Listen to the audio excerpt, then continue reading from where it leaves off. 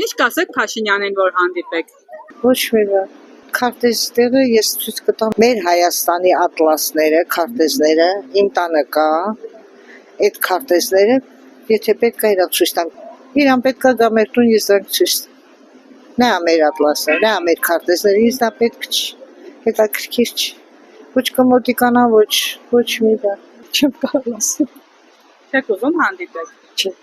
Ինչպես ասում ոնց է զարովչական ոնց է։ Ուսովա չես։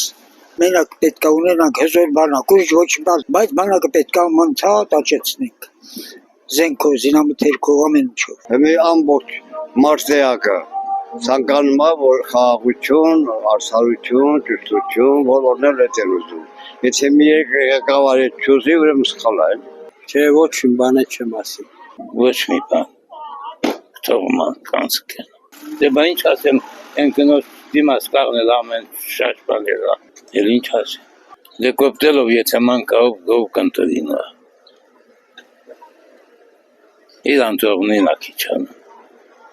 Նա որպես ղեկավար, ասենք իրան Ռոբիքիչանա, բա որպես տղան արդեն իրավունք ունի ձևով խոսելու կանանց հետ։ Իհարկե չէ։